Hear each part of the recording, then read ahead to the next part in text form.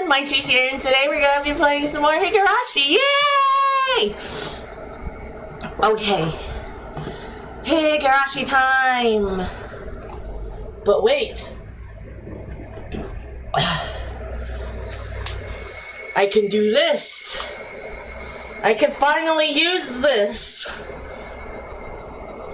I can finally play.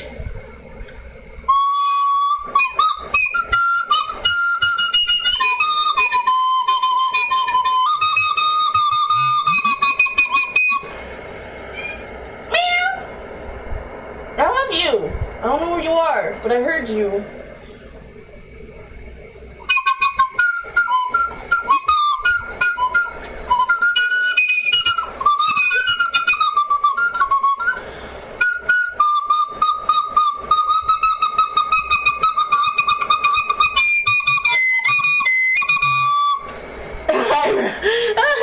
It's okay.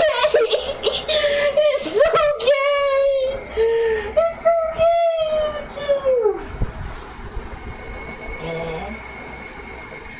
They don't. My cats came running in. They don't know what's going on. Ravioli's so confused.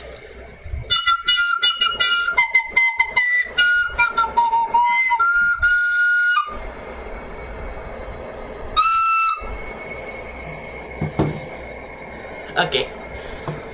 I got that out of my system. Now let's play the game. Continue.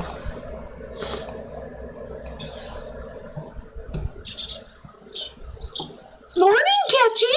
My, what time did you go to sleep? I did not sleep well last night at all. My mother could tell from a single glance. I had the worst dreams, nightmares, very ominous dreams, one after the other, again and again. I woke up after each one, but could never even remember a fraction of what they had been about. But it was like those dreams were predicting something unpleasant, and I woke up in a terrible mood. Hey now, every day has been calm and fun before today, right? Those days could continue on unchanging. And yet, anxiety was the only emotion growing within me. Why was that? Nightmares reflect your own anxiety.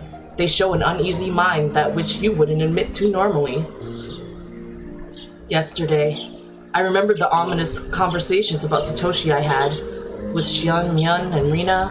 Right. My mind felt like it was in a black fog because we had talked about that. If I'd lived every day without causing a fuss, my reward would be ever more peaceful days. I understood that, so why did I cause such discord? But now that I thought about it calmly, a simple verbal slip on my part couldn't possibly change the world. Yeah, as long as I'm sorry for doing it and never talk about it again, there's nothing that can anyone blame for me, right? Besides, how would my fate possibly change just because I talked about that? Nothing was going to change. Yeah, nothing would change. Nothing would change. Nothing would change. Ha! That's a creepy smile. If you're still half asleep, then go wash your face. I finally cheered up enough to smile, and Mom slapped me right back down. Now I was irritated again.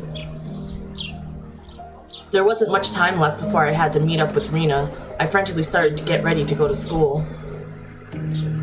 Hi Tyler, welcome to the stream. Welcome. Thank you for joining. Hope you're having a nice day. Hello. Have a good day. Watch out for cars. There's barely any cars to watch out for. In Hinamazawa, anyway. I dashed out the front door. The morning air was far from more refreshing than the water on my face. Thank you for the head pat, Tyler. Tapa. A head pat. Thank you. I appreciate it.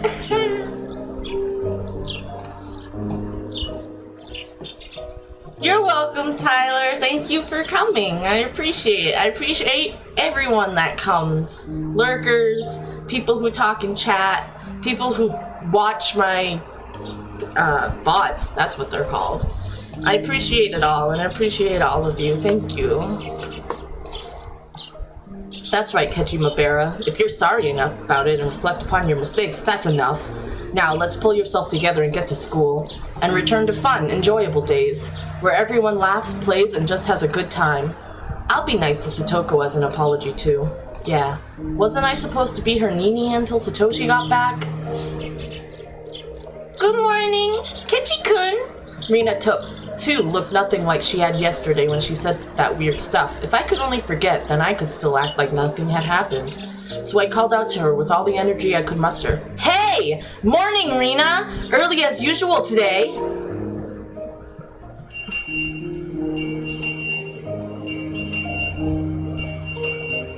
Morning! Good morning! There was little time before the same old morning homeroom began, but Satoko and Rika-chan were unusually absent.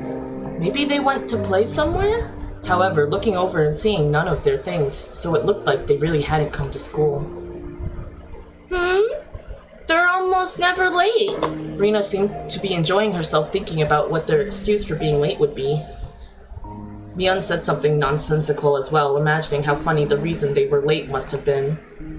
I had only come to school to see their energetic faces, since I figured it would get rid of these feelings I have. But the load of my chest remained where it was. It wasn't very pleasant at all. Good morning, everyone. President, if you would. Everybody stand up! Our teacher finally arrived. Then, finally, I heard the pitter-patter of footsteps running down the hall. Clatter. Rika-chan was the first to run through the open door, and then Satoko didn't come. You're late for Uda-san. Where's Hojo-san? It was unusual for Rika-chan to be late, but equally unusual for Satoko, a ball of energy, to be absent at all. Everyone's eyes were wide at the series of strange events. Satoko might be a bit late. Has she come down with something? The teacher walked over to Rika-chan and they started talking in hushed tones. Ah! Rika-chan is late and Satoko is absent. I guess crazy things can happen. You're right. But I wonder what happened to Satoko-chan. Is she sick? Why now, when I most wanted to see Satoko's energetic face? The unease that had been building since last night tightened within my chest. Kei-chan, you worry too much. Sometimes girls of her age just can't help but stay homesick. Goo. Mi-chan, you're not supposed to say that around boys. Mian laughed indecently. Normally, I would laugh along with her, but right now, I just didn't feel like it.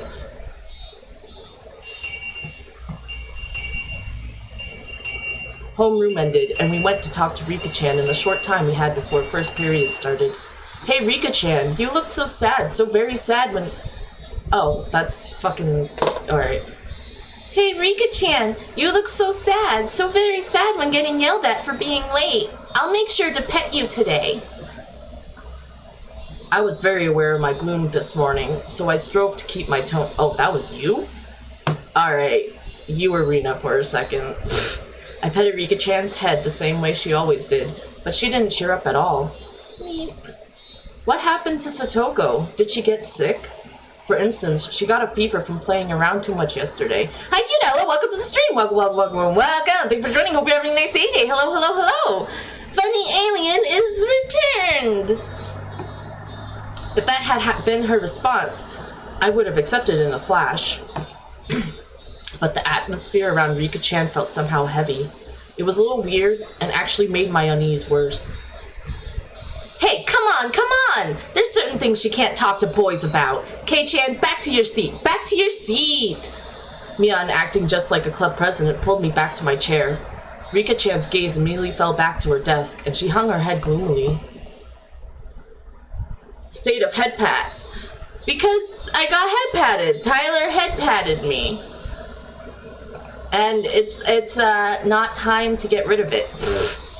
I don't know. I don't time anything. Time is an illusion. Time doesn't exist. Rika-chan had said something odd, that Satoko might be a little bit late. They were living together, weren't they? Right? Also mood on talking to boys. Sit down. You don't need to know what's going on inside this body. All it is simping and zombies. Sometimes. But yeah. And she would have known for sure. She wouldn't have said might. Didn't understand why she was absent, and that made me all the more anxious. Damn it, what's going on today? It's like we started off on the wrong foot, and it wasn't going to get any better. What's the matter, Kechi-kun? You seem pretty down this morning. Rina noticed how I looked and whispered to me while the teacher wasn't looking. Do I really seem that way? Yeah, even Rina is starting to feel down just looking at you. I thought of jokingly saying, then don't look at me, but I didn't even feel like doing that. Is it something you can tell Rina? I don't know what you're worried about, but if I can help, then you can tell me, okay? I won't tease you. Rina said this, looking me straight in the eye. Until yesterday, nothing strange had happened, and it was a lot of fun. Huh? Rina's eyes widened for a moment, not understanding what I meant, but she remained silent and listened. It was peaceful and fun. Every day was lively. I never had any doubt things would stay that way forever. Yeah, you're right. Every day is fun. I'm sure today will be too. You're sure? How do you know? Well... Rina, feeling perplexed, couldn't think of something to say. I didn't blame her. What I was trying to say seemed a little confusing, even to me. When I think about it, I've been anxious lately. Like maybe, since every day is fun, one day, all of a sudden, it would get really dark, like a light bulb turned off. Yeah, Rina kind of understands how you feel. Rina nodded gently. We've always been taught it wouldn't only be good things happening to us. Sometimes I'm scared of what's going on behind the fun. It's a little bit sad, but because of that, we learned how to do our best to make sure that the fun never stops. I see. So it's not a bad thing that... So it's not a bad thing that you think our fun lives might not go on forever, Kechi-kun? Kind of like if suddenly there was a volcanic eruption tomorrow and everyone died. Hey, wait, that's terrible. If you were the only one who survived the catastrophe, Kechi-kun, how would you feel? How would I... I imagine myself being that sole survivor in the ruins of Hinamizawa, rubble and the bodies of friends lying in heaps at my feet. It was such an abhorrent sight. Was it sadder that all my friends had died, or was it sadder that I couldn't have died with them? I didn't know which, but I'd probably cry a lot. It'd probably break my heart. First, I think I'd cry. And then maybe you would think this. If this was my destiny, then I should have made sure every day before this was as fun as possible. So I had no regrets.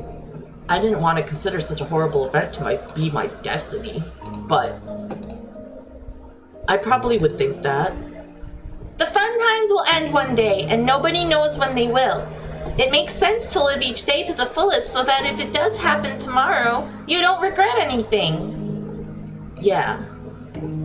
It's really hard to think like that. A lot of people take their everyday happiness for granted. They think tomorrow will be the same as today, so they leave things they could do today for tomorrow. They leave the kindness they could have shown today until tomorrow. Rina was usually cheerful and silly, but right now she wasn't like that at all. She was taking my troubles seriously. It was a little reassuring. But Kechi-kun, you realized it. I think that's a wonderful thing. So that unease you have, I think you should keep it close to your heart. Keep my unease close? Yes. Everyone might die tomorrow in a big catastrophe. So you should be really nice to everyone today. So when the end really does come, you don't regret it. Do you do that, Rina? Live like you would have no regrets if everyone died tomorrow? Yeah. It was such a hyperbolic conversation, but Rina just gave me a nonchalant nod of her head. Rina knows what it's like for the fun times to end overnight. She knows there's no proof tomorrow will be fun, even if today is. I'm living life to the fullest. It seemed like Rina perfectly understood all the anxiety I couldn't put into words. And on top of that, like a reliable teacher, she showed me what to do. Oh. Hey, Kechi Mabera, there's no need to cry now. Last night, I feel like I had a dream about Satoko. I don't remember what kind of dream it was, but ever since this morning, I felt anxious. Because you thought seeing Satoko-chan's energetic face would cheer you up? She was right on the money. If everyone had been here with smiles on their faces this morning, then the murk in my heart would have definitely been blown to smithereens. Then, if Satoko-chan arrives, you'll have to be nice to her. Actually, it's totally fine if you play your usual pranks on each other, as long as you're having fun. Yeah, you're right. So that even if these fun days came to an end, I'd have no regrets. I couldn't tell if what Rina told me had been comforting or just made me more anxious, but it was enough to make me think that if I saw Satoko again, I'd be honest with her.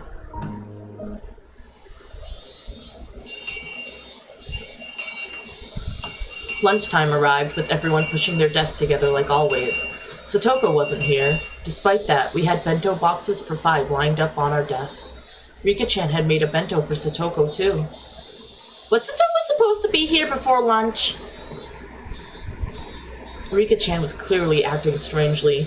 We were talking to her, but it felt like she was too far away to hear us. I'd never seen Rika-chan so downcast. So the rest of us started feeling down too.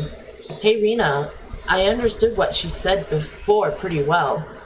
When we were together, we were supposed to have lots of fun so we wouldn't have any regrets if the world ended tomorrow. And yet, while I'd just resolved myself to do it, now we can't all be together. What the hell? Because it was just so sudden, wasn't it? I mean, yesterday was fun, so who could believe it would all end today? No volcanoes had erupted, and no earthquakes or fires had happened either. The cicadas were making the same noises they did yesterday, and the sun remained bright in the sky. It was the same normal day as always. So then, why? As I pondered, Rina's chopsticks reached in front of my face and stole the fried chicken out of my bento.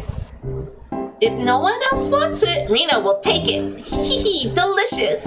Rina tossed the entire piece into her mouth and began munching on it, her expression one of bliss. I'm such an old man. Rina got a leg up on me. All right, this old man's taking this bit of steak here. Meep, all my food is gone except my rice. Rika-chan, also behind the curve, smiled again and went for someone else's bento. As I sat there, dazed at how quickly everyone had changed, Rina sent a wink over to me. Come on, Kichi-kun, live life to the fullest. That way, if a volcano erupts tomorrow, it'll be okay. Just serious. I'll be damned if dried plums and rice are the only things I have left for lunch. I'm taking that meatball. I stuffed the meat into my mouth and constructed a clumsy smile. I played along as if trying to fool myself, but as I did, it rapidly became less and less of an act. Satoko still wasn't here, but at some point, we had regained our lively lunchtime. We had fun, we smiled, and we fooled around. Thanks, everyone. This was definitely the best thing to do. This way, when Satoko suddenly dropped by, we could welcome her with our best smiles. The more I smiled, the more I felt the anxiety from this morning clearing away. Wasn't there a proverb that went something like fortune comes in by a merry gait?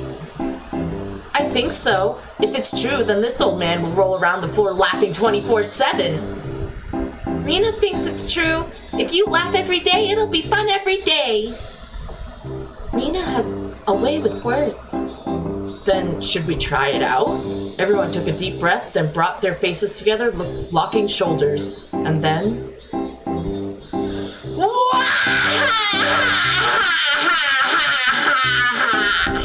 Everyone laughed uproariously from their stomachs, trying to laugh out loud, all of the bad stuff accumulating in them.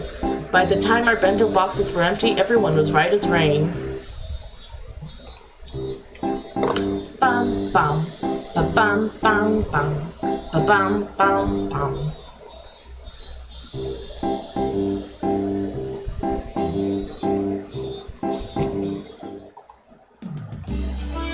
Alright, I pet over.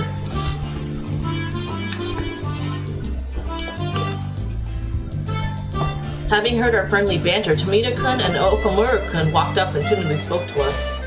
Excuse me, Mabera-san? Sorry to interrupt your fun, but We need your help with something. They grinned wryly and scratched their heads. What could it be? Want to know how to remove the censor bars in porn magazines? By the way, don't believe what you hear about butter doing the trick totals of superstition. You can't use an eraser either. Wait, what? Seriously? That's not what we're here for, said Tomita-kun, elbowing Okamura-kun. Actually, our ball got caught in the gutter on the second floor. We were thinking you might be able to reach it since you're tall. I see. Asking an upperclassman for help comes with its own price, you know. I'm not cheap. You can't buy me out so easily. Tomita-kun and Okamura-kun conversed for a short time, then gave their reply. We'll give you the right to take a nap during class, Babera-san. How does that sound? What do you mean? I can sleep during class whenever I want. Why do I need your permission for it? Oh, no you can't. The next time you take a nap, we'll tell Sensei about it. I see how sly. You little. Where did you learn to bargain like that? Sorry. It was just a little joke. Come on, Kei-chan. Why not just cave into your underclassmen's threats? Cuckoo. And now Mion was getting on my nerves. Suddenly it came to me and I took Tomita-kun and Okamura-kun's hands. Alright, I surrender. I'll get your ball for you, so give me all the rights to nap time. Huh? Okay. Look, Mion, I now have the privilege, but you don't, do you? Tomita-kun, Okamura-kun, tell on Mion as soon as she falls asleep. Got it? Yeah! Rina and Rika-chan began to cackle at Kechi-kun's victory. I wasn't sure how the ball managed to get stuck up there, but it was planted firmly in the school building's second floor gutter. Hand me that stick. I should be able to reach it. Here we go. I took a bamboo pole and poked the ball with it. Damn, it's hard. Come on. He got it. Oh, he got it. You got it, Mabera-san. Thank you so much. The ball rolled down the gutter and fell down behind the school building. My underclassmen ran over to that direction. Leaving me by myself. Mission complete, I guess. Sheesh. There was still a lot of time left until lunch break was over. I guess I should go back to the classroom. I'd absorbed myself in a silly conversation with everyone and wait for afternoon classes. Just when I thought that and turned towards the entrance, someone suddenly called out to me. Hello there, good day. Sorry for bothering you during your lunch break. It was a middle-aged man I didn't know. Or maybe I'd passed by him a few times and I'd seen his face, but I didn't know him. When his half-smile deepened, something within me shuddered with fear. There was no basis for that, no reason, but I shuddered. I was somewhat confused about those emotions, not quite understanding them myself. There was one thing I could say, though. Nobody but teachers and students should be at school. This person shouldn't have been here. Yeah, that's right, leave. I felt less of a tremble and more of a sense of dread, like a brilliantly colored poisonous caterpillar were crawling across my forehead. A feeling of disgust that neither itchy nor gross could describe as the frizzly, dreadful hair rubbed against my brow. I didn't even want to see his face. I wanted to jump backwards and run away, an unpleasant feeling, for which I didn't even know the cause. The other side of myself has nothing but questions. Hey, what are you doing? What are you disgusted by?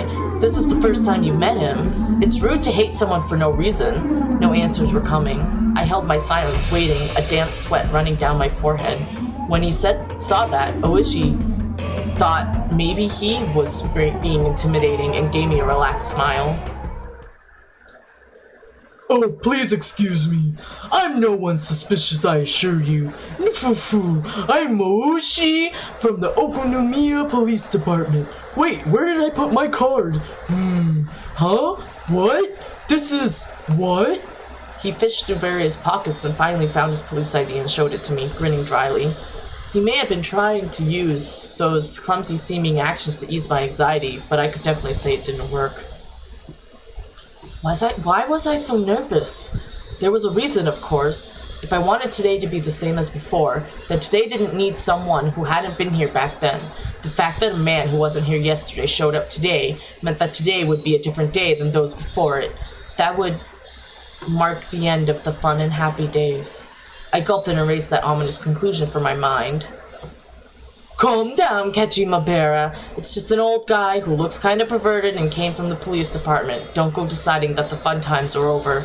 He just came here because of his job. Yeah, just for his job.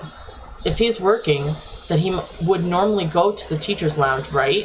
The fact that he spoke to me, yes, it must have been to ask where it was. Are you looking for the teacher's lounge? You just have to go through the entrance and... I didn't want to look at this man for another second, so I started pushing things along. Ooshi, however, didn't seem to have any interest in the teacher's lounge. Oh no, I don't have anything to do there. Can I get you to call a friend of yours, if I may be so bold? A friend? Who? A girl. Could you call Satoko Hojo-san for me? My consciousness grew faint, like I was about to pass out.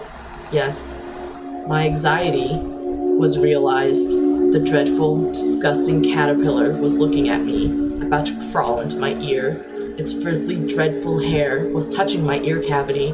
That's how bad it felt. What do the police need with Satoko? No. It's nothing important. I just had 2 or 3 things to ask. I'd like it if you could cooperate with me. Why? Why, of all people, was it Satoko? Why would a police officer come here in the middle of the day for something that wasn't important? This man was strange. I could smell it, and it smelled bad. Just a whiff of it made me want to grimace. I knew that this man couldn't possibly be here to deliver her lost wallet or anything. I couldn't imagine what he needed from Satoko, but it had to be something unpleasant. My throat stung with burning pain, burned like a parched, creviced wasteland. The wasteland broke apart deep in my throat and brought out the words from deep in my mind. You may need something from her, but I don't think Satoko needs anything from you. Could you please leave? She probably hadn't expected that reply. He stood there surprised for a few moments. I did as well. I hadn't thought words like that could ever come out of my mouth. Things might still work out. This guy may have shown up out of the blue, but if I drove him off, maybe I could make it so that it never happened. If I could do that, then I could get back. The peace we had until yesterday, I could get it back. No! Well, you sure are strict. Are you Satoko-san's manager, perhaps? Can I not see her without an appointment? If you just want to talk to her, shouldn't you just call her? Barging into school in the middle of the day isn't normal. Breaking through a dam would have been the perfect analogy to use. Why didn't I like this man? This man shouldn't have been here. I needed to make it so that this man wasn't here. Childish, selfish emotions bubbled up from the depths of my mind, and they each came out of my mouth just as it had been formed.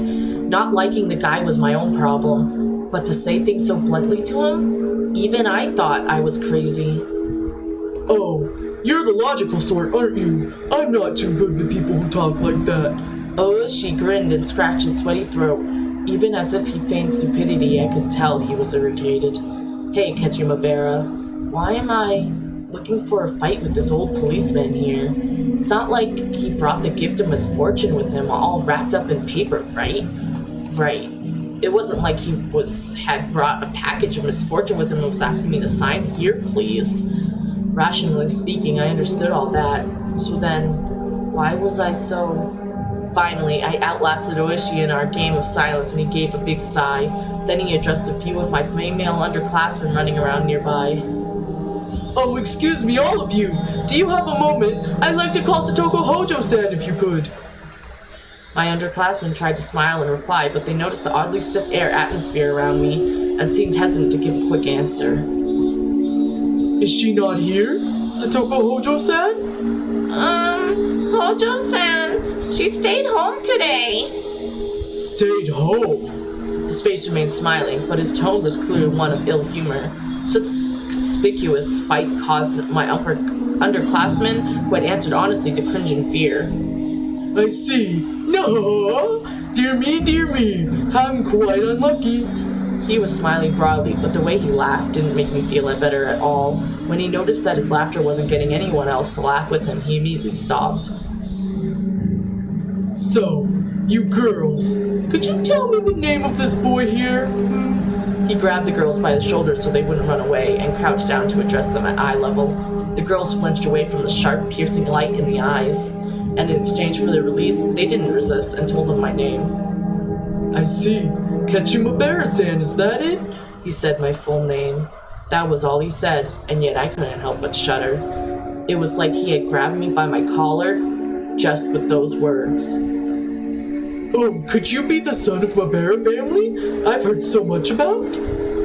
No, I hear your father is a renowned artist. His works go on display twice a year in the Great Ariake exhibition in Tokyo, don't they? I don't know what sort of fantastic pictures he creates, though.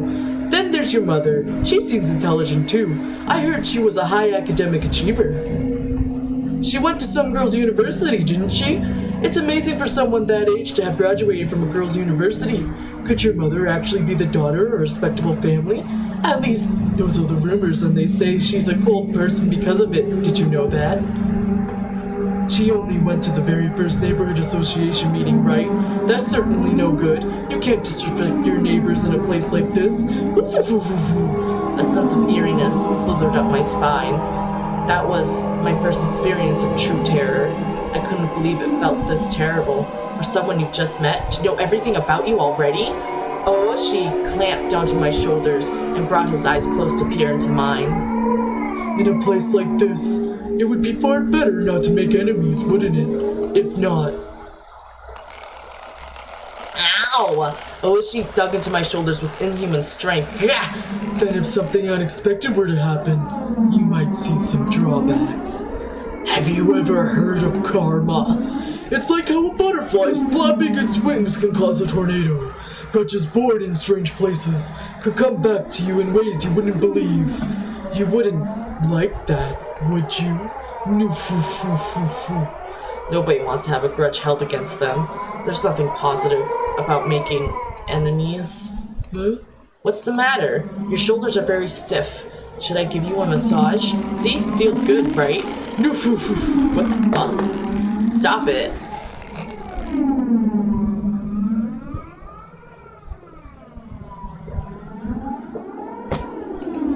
To make me feel pain.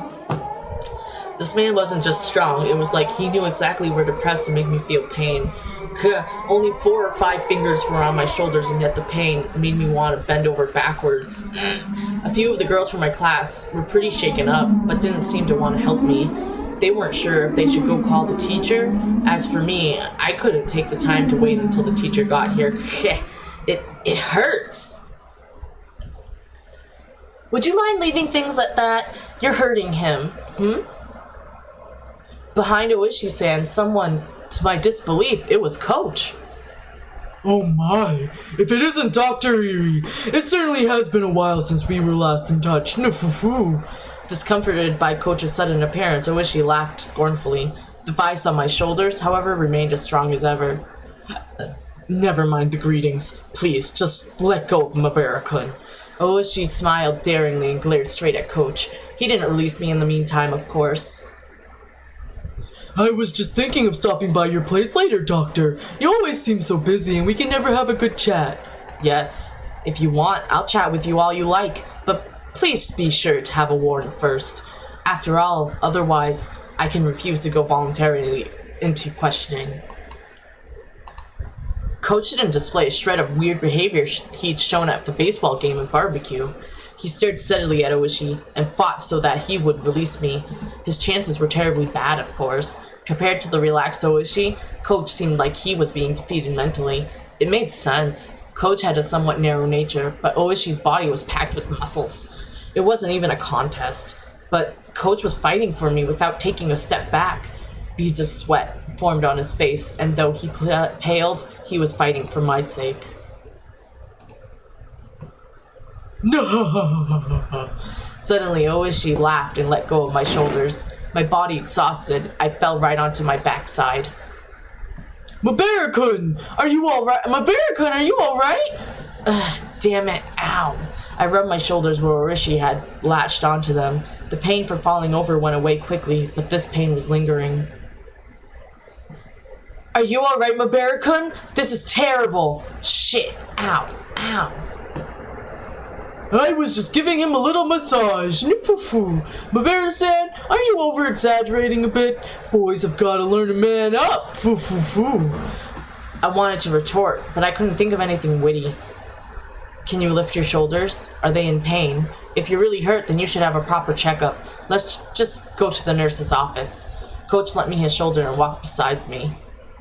What an exaggeration. I'd be the last person to do any sort of permanent damage, right? I am still an active police officer, you know. Nifufu. Come, I don't know what you needed to be here for, but if you're finished, then please leave. I'm going to complain about this directly to this chief, so please keep that in mind. Oh, that's not a problem, ain't it? Nifufu. Oishi-san waved his hands sarcastically, pivoted around, and headed to the car parked by the school gates. And without turning back around, he got in and started the engine. Damn it! Who the hell was he? Damn it! He's a detective named Kurado Oishi, and a hooligan. Everyone in the village hates him. Mabera-san, you should be careful too. Kurado Oishi. Just like I thought, my gut instinct wasn't wrong. He would be the one to bring unhappiness, misfortune, something that would ruin our peace. Shit, I won't accept it. All these fun days can't possibly end just because some guy like him showed up. I won't accept it.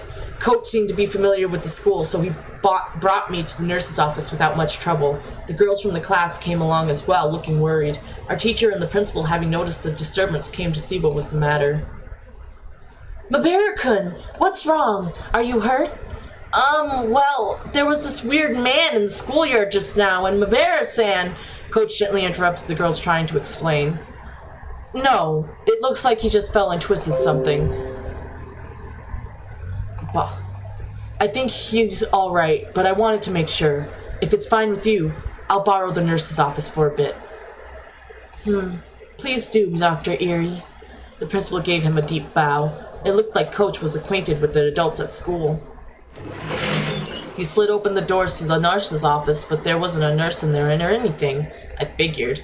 I'd never seen anyone but Chie-sensei and the principal working here. Coach didn't seem to mind the fact that there was no nurse and quickly made his way into the nurse's office. He instructed me to sit down and started washing his hands in the sink. Oh, I get it. He's the coach for the boys' baseball team. He must be pretty used to treating wounds with first aid. Could you show me where it was? Are you still in pain? No, it doesn't hurt at all anymore. I'm fine, really. I rolled up my shirt and showed him my shoulder. No bruise, not even nail marks. And yet it had hurt so much I thought my shoulders would be crushed. Even the pain had disappeared without a trace. It hurts so much, but there isn't a single bruise. It just means he's used to doing that. Used to it, huh? The next time you meet, don't provoke him. Nothing good will come of making him angry. If you go home with a uniformed policeman by your side, your family won't like that, will they? Well, you're right. Still, what happened? Why did you end up in a fight with him? He came up and said he needed something from Satoko. Huh? Satoko-chan? Coach's gaze lowered and his expression clouded a bit. Somehow, that gesture seemed to be saying Oishi was bound to come to Satoko and that it was no laughing matter. Coach fell silent in thought. Quietly, he took a compress out of the first aid kit and put it on me. Does he still plan on clinging to Satoko-chan? He's a persistent man, I'll give him that, like a snake. Coach mumbled to himself. Cling? Does that Oishi guy go to Satoko's place a lot? Coach didn't answer, but the lack of a denial served well enough. What on earth did the policeman, probably a detective or something, need from Satoko? What mistake had led a detective to cling to the sweetly smiling Satoko? Mabera-san. Oh, right. You just moved here, didn't you? Yes, I did, but... Have you heard anything about Oyashiro-sama's curse and about Satoko-chan? Well, I knew a few things about it, certainly.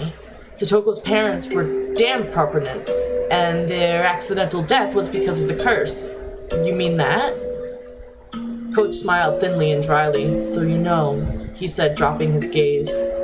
If I recall correctly, there was an accident on a viewing platform at the public park she'd gone to with her family, and her parents died.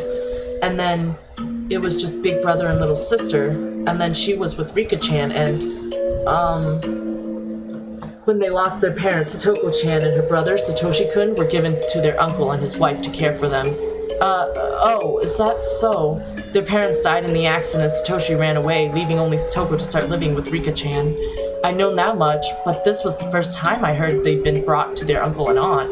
Their uncle was Satoko-chan's father's younger brother. Unfortunately, neither of the couple were people deserving of respect. Coach normally picked his words politely, so when he came out and said that they didn't deserve respect, it really made me wonder what kind of people they were. As soon as Satoko-chan's parents came out in support of the dam, their uncle and aunt took on a lot of shame in the village as well. They would never have welcomed in Satoko-chan and Satoshi-kun. I've heard that for the siblings, it was a very tough life. Bit by bit, Coach told me about the numerous agonies the Hojo siblings had suffered at their uncle's house. As their guardians, their aunt and uncle sucked up everything belonging to their immediate family. Satoko and Satoshi were crammed into a small room, and their lives were laden with things that were miserable both for their bodies and minds. In the first place, since apparently their aunt and uncle weren't on good terms, there was no end to their fighting. And as if in revenge for that, whenever they saw Satoko or Satoshi's face, they would always find fault with them, scold them, yell at them, strike them, and take away meals as punishment. I still shudder to think about it. You've never known any Satoko, but the energetic and healthy one now, so you probably couldn't imagine her face being so deathly pale, a girl always standing dazed in the shade of trees. I couldn't imagine it, and I didn't want to. That was how I honestly felt. But at the very least, Satoko wasn't like that anymore. She may have had a miserable life in the past, but it was different now. Something happened and changed that life. Last year, on the night of the Wadanagashi festival, their aunt died. She was beaten to death with a baseball bat by a drug addict. Rumors spread of the curse having killed an enemy of the village on the night of the festival. This death wasn't a simple homicide either. They whispered that it was actually Oyashiro-sama's curse. A few days later, the deviant arrested for drug use confessed to further offenses and the incident was resolved. However, though it was resolved, no one knew whether the part about it being Oyashiro-sama's curse was true or not. Their uncle is part of Hinamazawa after all. He apparently grew incredibly frightened of Oyashiro-sama's curse and went into hiding. From what I've heard, he's staying with a lover somewhere in Okonomiya. And Satoko and Satoshi? Were they released? Their aunt died, and their uncle fled. There was nobody left to torment the siblings then, but as if picking up their torch, that man started showing up with alarming tenacity. That man? Then Coach lowered his voice just a bit as if being aware of his surroundings. I mean Oishi. Oishi? The guy from before? The events that just occurred came back to me. The hard-to-describe ominous sensation I'd felt from him came back to me. He's a little strange. The chain of incidents surrounding Oyashiro-sama's curse have all been solved, and yet he alone doesn't want to accept that. Accept it? The incidents were all solved and a detective supposedly with the police department didn't accept that? People say that something bad will surely happen to those who get close to. In Hinamazawa, they think Oishi is Oyashiro. Kei-chan! The door flew open with a rattle and Mian came rushing in. Rina and Rika-chan came running in a few steps behind her, and then Tomita-kun, Okumura-kun, and a few more of our classmates. Kei-chan! Did Oishi do something to you? Are you hurt? Calm down, Mian-san. He's not injured. I only gave him a compressant just in case. Kechi-kun, are you really okay? Okay? Everyone was saying stuff about how you were being strangled. Calm down, Rina. He just squeezed my shoulders really hard. See, there's not even a bruise. Me. Jeez, what the heck were you all doing? We're friends, right? Why were you just standing there, around? Why didn't you help Kei-chan? We're sorry, President. Mian yelled at our classmates, baring her fangs. Tomita-kun and the others hung their heads in shame. Quit it, Mian. Tomita-kun and the others weren't even there. Stop blaming them. Damn it! Oishi! Mian kicked the floor with her heel a few times, her temper running hot. Our teacher, overhearing the commotion, arrived as well. Hey, come on everyone! Don't make so much noise in the nurse's office. President, take everyone and leave, please.